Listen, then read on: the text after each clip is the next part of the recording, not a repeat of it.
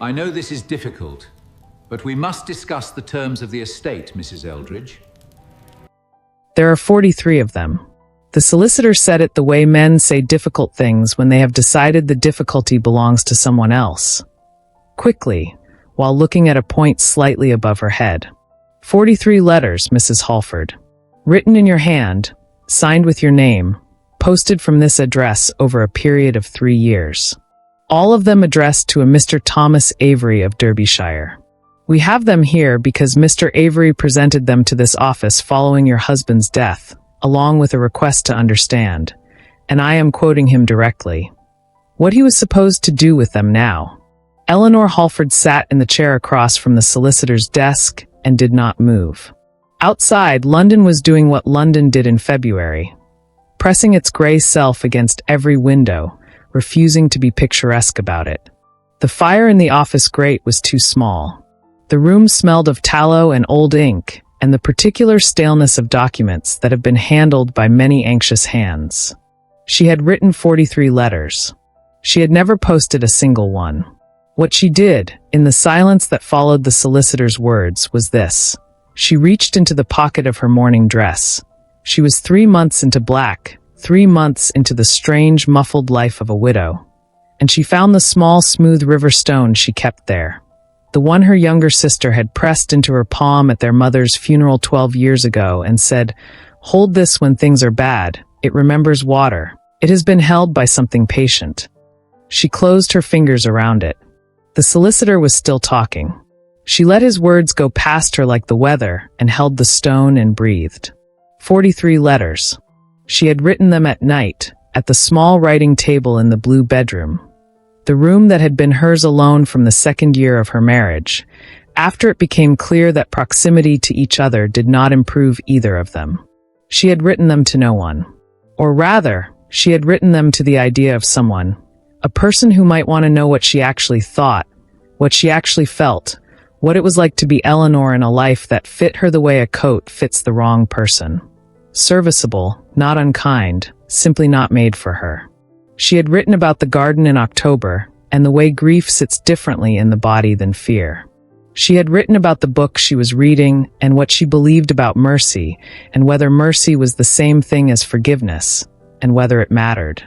She had written about loneliness, not the dramatic, novelistic kind, but the ordinary Tuesday morning kind that has no cause and no cure, and simply must be lived through.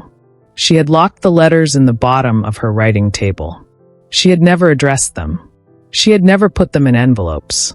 And her husband, Edmund Halford, who had been methodical and cold and not deliberately unkind, had found them. I had read them, and had, for reasons the solicitor could not explain, and which Eleanor was going to have to find her own way to understanding, taken them from their hiding place one by one, over 3 years, enclosed them in fresh envelopes, written on those envelopes the name and address of a man in Derbyshire she had never heard of, and posted them. Not in anger. Not to hurt her. That was the part she kept turning over, like the stone in her pocket. Edmund had not been a man who did things in anger. He had been a man who did things for reasons. She found the first piece of it in his desk. She had not gone looking. She had gone to his study 3 weeks after the solicitor's meeting because she needed the deed to the Harrowfield property and had no one else to ask, and Edmund's study still smelled of him. Cedar and the particular tobacco he had preferred, in a way that made her feel nothing as complicated as grief, more a kind of careful sorrow, the way you feel when something is over that was never entirely right. The letter was in the middle drawer. Not hidden. Left, she thought, to be found. It was from a man named Avery, Thomas Avery, dated 18 months prior. And it said, "I do not know how to write this. I have been composing and discarding this letter for 6 weeks. I am writing it now because I have received your wife's latest correspondence, and I find I am no longer able to receive it in silence. I am aware you believe you are doing something kind. I am asking you, directly, to consider what you are actually doing and to whom." Below that, in Edmund's handwriting, a draft reply that had never been sent. She will not write to anyone herself. I have tried to tell her she should. She does not believe anyone wishes to hear from her.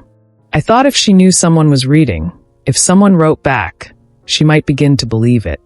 I am aware this is not what I should have done. I am not certain what I should have done instead. Eleanor read this 3 times. She sat down on the floor of Edmund's study, which was not something she had ever done while he was alive, and she read it 3 more times. Her husband, who had not known how to reach her, who had watched her disappear quietly into herself across 4 years of marriage and had not had the language for it, who had understood something was wrong and had responded in the only way available to a man who was methodical and not unkind and entirely incapable of simply asking, had taken her letters to a stranger and said, "Here, tell her someone is listening." And the stranger, Thomas Avery of Derbyshire, had written back to her, care of Edmund, who had never given her the replies. She looked at the drawer. She looked at it for a long time. Then she opened it fully and found, beneath 2 ledgers and a surveying map, a bundle of letters tied with ordinary brown string. 29 of them, addressed in an unfamiliar hand to Mrs. E. Halford, care of E. Halford Esq. Replies she had never received to letters she had never sent. She pressed her back against Edmund's desk and held the bundle in both hands and felt something that was not grief and not anger and not quite anything she had a word for. Then she began to read. He wrote the way she imagined. And this was a strange thing, to have imagined a person from nothing. A man who has spent a great deal of time alone without minding it. Unhurried. Specific. He did not write to impress. He wrote as though writing were simply another way of thinking. And thinking was something he did for the pleasure of it. To her letter about October in the garden, he had replied, I have a garden that is currently winning its ongoing argument with me. I planted a hedge 4 years ago that has decided to be a forest instead. I respect its ambition. Your description of autumn light. The way you said it makes everything look like it is being remembered rather than seen. I have been thinking about that for 3 days and I believe you are right, and I believe this is why autumn makes people melancholy without their understanding why. They are experiencing the present tense as if it were already the past. That is an uncomfortable thing to feel. To her letter about mercy and forgiveness. I do not think they are the same. I think mercy is something you give because of who you are, and forgiveness is something you arrive at because of what happened. Mercy is a choice made in advance. Forgiveness is a conclusion drawn slowly, often painfully, and sometimes revised. I have forgiven people I once thought I never would. I have not yet managed mercy toward one specific individual, myself, regarding a specific occasion in 1809 that I will perhaps tell you about when I know you better, if that is allowed. To her letter about ordinary Tuesday loneliness. Yes, exactly. The kind that has no cause is the worst kind because it offers nothing to solve. I have learned to treat it like the weather. Not to argue with it, not to pretend it isn't there, simply to dress appropriately and wait for it to change. Does it change for you? I ask genuinely. She sat on the floor of her husband's study and read all 29 letters, and by the end of them she felt she knew a man she had never met.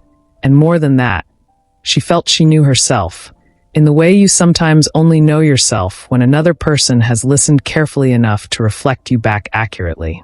She knew his humor, which was dry and self-deprecating. She knew he had a younger brother he was quietly devoted to and a property in Derbyshire he managed with intense personal investment and a complicated history with his own father that he approached with the same careful non-anger she was coming to recognize as his particular form of grace. She knew he had lost someone. He did not say who. He said only someone I thought I would have more time with. And that the loss had reorganized him in ways he was still mapping. She had known all of this without knowing it. For 3 years, a stranger had been answering her. And she had been living in the same house as those answers 3 months, 6 months, 2 years away from them, writing into a silence that was not a silence at all. She did not plan to go to Derbyshire. She planned to write a letter, a real one, a deliberate one, an eyes open here I am one, explaining who she was and what had happened and that she had read his letters and was sorry for the confusion and wished him well. She wrote that letter 4 times. The 4th version was honest enough that she could not send it, which told her something. Her sister Margaret, who had no patience for indirection, came to stay in October and said, "You are in love with a man you have never met," with the air of someone identifying a species of bird. "This is going to require a trip to Derbyshire. I am not in love with. You have read his letters 11 times. I have read them twice. Eleanor." A pause. 5 times, Eleanor said. "That is not the same as." "Derbyshire," Margaret said. "I will come with you. I am going insane in Bath." The journey took 2 days. The countryside turned itself gradually from England's soft southern self into something harder and more dramatic. The hills rising, the light changing quality, becoming more direct and less apologetic. The smell of the air changed on the second day, becoming something that had distance in it, and space, and the cold mineral smell of moorland. She had written to him. A short letter, not the honest one, a polite one. She was the Eleanor Halford whose correspondence he had been receiving. She was aware the situation was unusual. She would be in Derbyshire the week of the 10th, and would be grateful if he would receive her, only briefly, to return his letters in person as they were rightfully his. He had written back in 2 days. 1 line, "Please come." He was not what she had pictured, and then immediately he was. He was standing at the gate of the property, not waiting for her, or not apparently so. He seemed to be examining a section of the stone wall with genuine concern, as though the wall had presented a problem he was actually interested in solving. He looked up when the carriage came down the lane, and his face went through something quick and complicated that he then arranged back into steadiness, and she thought, "He is as frightened as I am." And this was strangely the thing that settled her.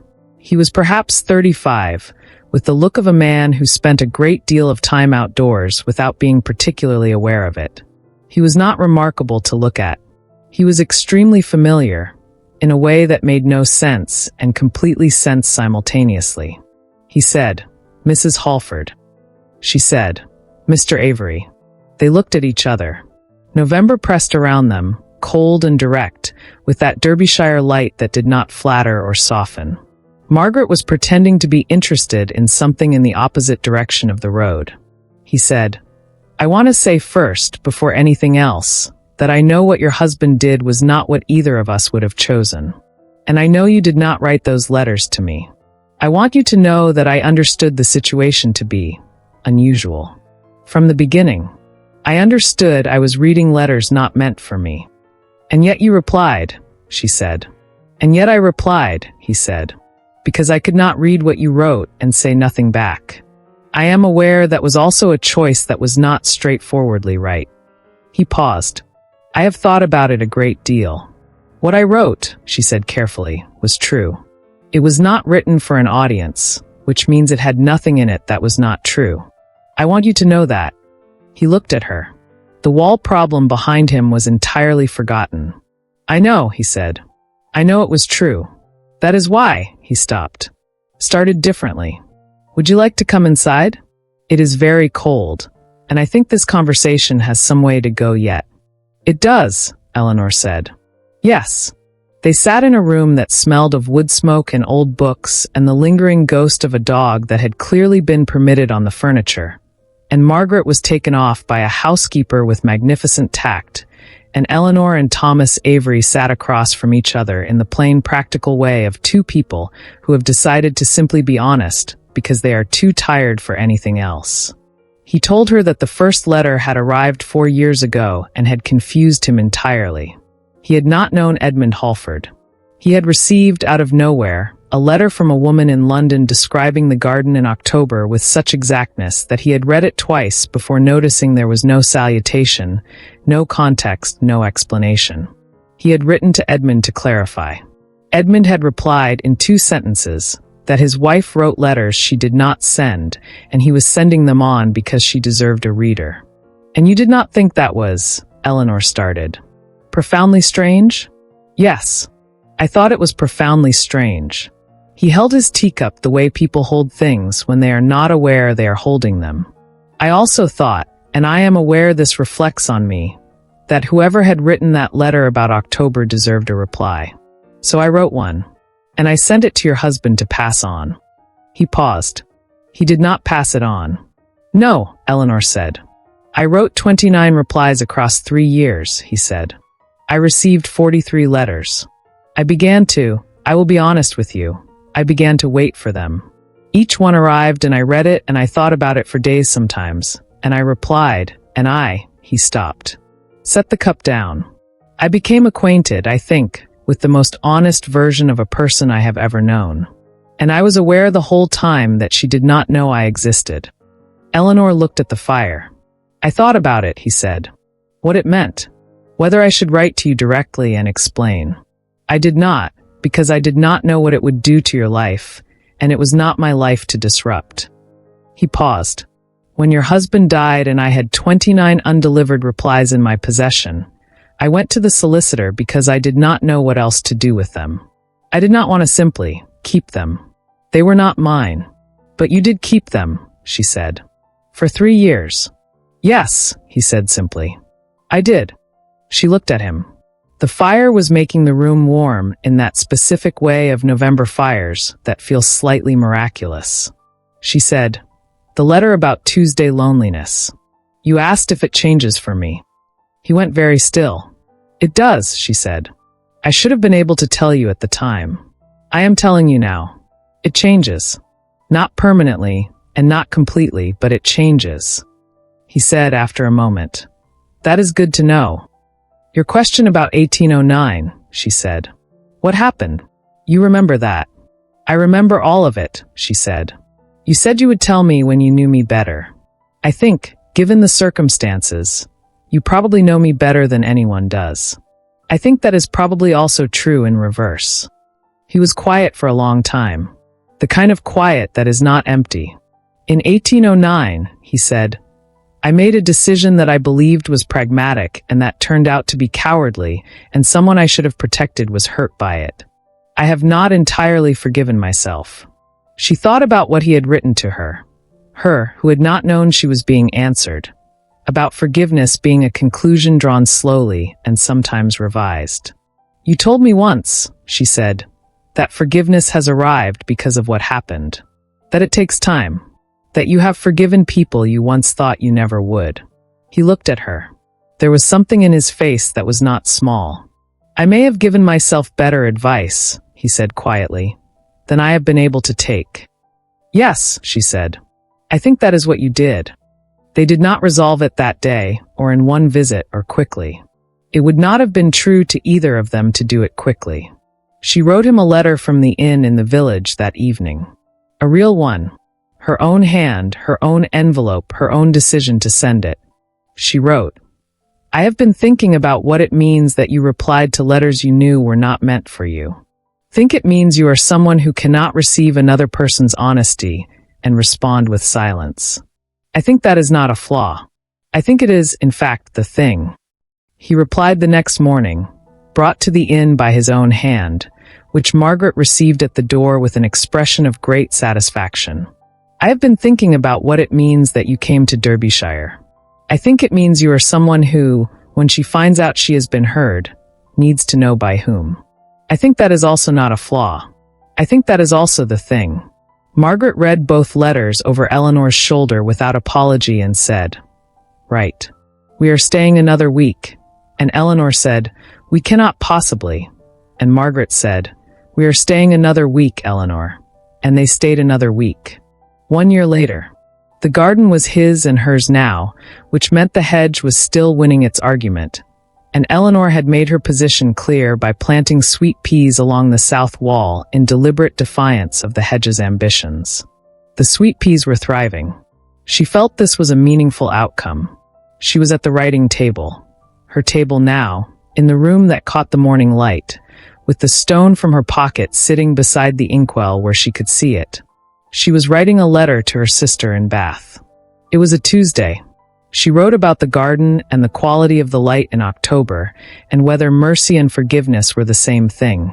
Because she and Thomas had argued about this pleasantly across 3 weeks in September, and had not resolved it, and she suspected they never would, and found she was entirely content with that. She wrote about ordinary Tuesday mornings, which were no longer lonely. Or rather, they were sometimes still lonely, the ordinary kind, the no-reason kind, because that was the nature of it and always would be. But she was not alone in them now, and the difference between loneliness and aloneness was something she had finally solidly understood. She wrote, "I spent 3 years sending my truest self into silence, and the silence turned out to have been listening the whole time. I have thought about whether I am angry at Edmund for what he did. I have concluded slowly, with revisions, that he saw something I could not see about myself, which is that I needed to be heard, and he found the only way available to him to arrange it, and it was clumsy and wrong, and it worked. I hold all 3 of those things at once. I am learning to hold 3 things at once." She sealed the letter, put it aside, picked up the river stone, felt its smoothness, and put it back. Outside in the garden, Thomas was having another conversation with the hedge. She could hear the particular quality of his silence, the considering kind, not the defeated kind. He was going to come to a decision about the hedge, and it was going to be careful and deliberate, and, she was fairly certain, the correct one.